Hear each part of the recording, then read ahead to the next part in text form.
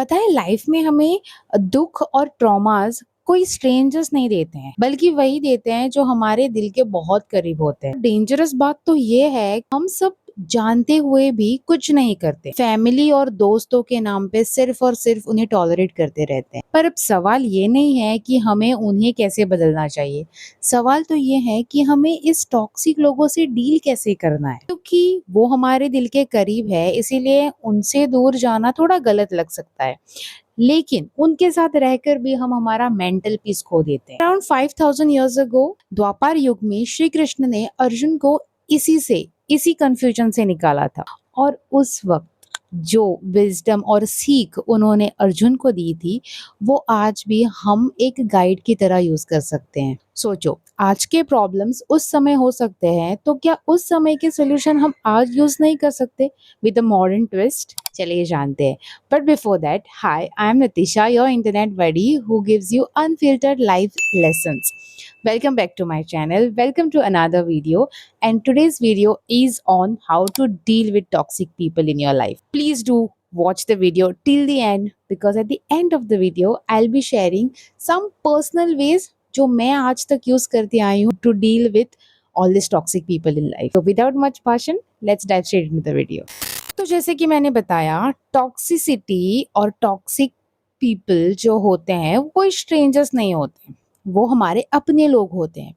For example, आपके family में एक कोई इंसान है जो हमेशा आपके डिसीजन और चॉइसेस को डाउट करता है। कोई दोस्त जो आपको कंसर्न के नाम पे कंट्रोल करना चाहता है। Take an example at your work place only. Work place there is a colleague जो आपके मुंह पे आपको बहुत प्रेज करता है, लेकिन आपके पीठ पीछे आपकी हमेशा बुराई करता है। और इन तीन सिचुएशन में हम कंफ्यूज रह जाते हैं। हम सिर्फ ये सोचते रहते हैं कि क्या हम ओवर रिएक्ट कर रहे हैं, I should be quiet to protect my peace. ये सेम सिचुएशन अर्जुन ने भी फेस की थी महायुद्ध में। तो जब अर्जुन महाभारत में महायुद्ध के दौरान उस रणभूमि में खड़ा था, उसके सामने उसका पूरा परिवार था, उसके गुरु थे, वो दुश्मन जिनके साथ उसने अपना पूरा बचपन निकाला था।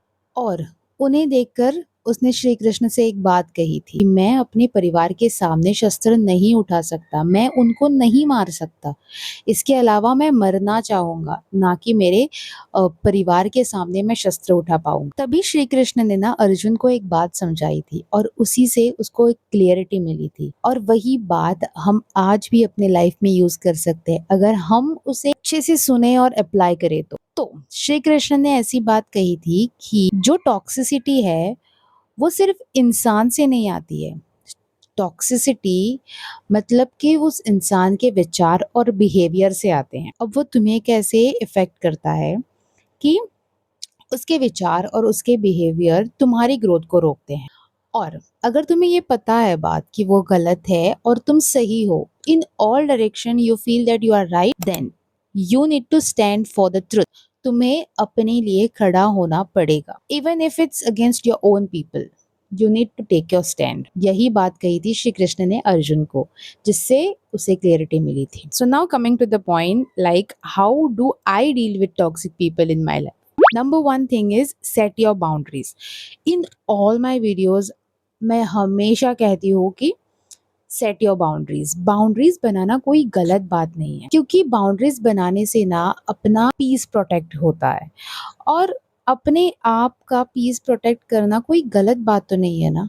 First of all you need to decide. तुम्हें डिसाइड करना है कि तुम किस हद तक सुनोगे, till what extend you will listen.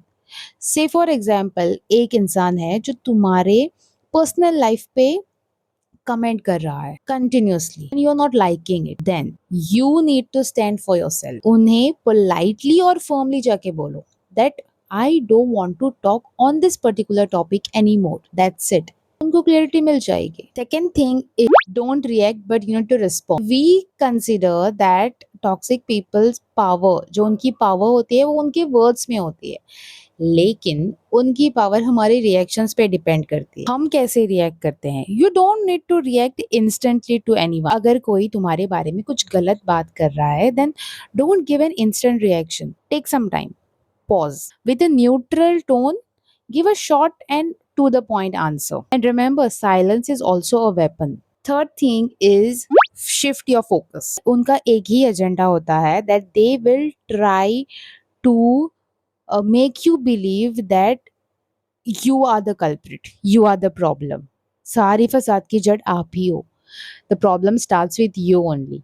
And उनकी बातों को सुन के फिर हम भी बिलीव करना स्टार्ट करते हैं कि हाँ यार मैं ही शिफ्ट आ फोकस. अपने आप को सिर्फ एक मंत्र बताना कि whatever they are saying it's their problem, it's not my values. Because whatever they are talking, जो भी वो बात करते हैं ना, वो उनका रिफ्लेक्शन है, उनकी आइडेंटिटी है, तुम्हारी नहीं. सारे क्रिटिसिज्म को फिल्टर करो. And the third thing, which is the most important thing I feel, build your own community. Means तुम्हारी लाइफ में एक तो कोई इंसान होना चाहिए जो तुम्हें सिर्फ पॉजिटिव चीजें बता. ओके, सो टॉक्सिक लोगों की स्ट्रेटेजी यही होती है कि they will try to isolate you.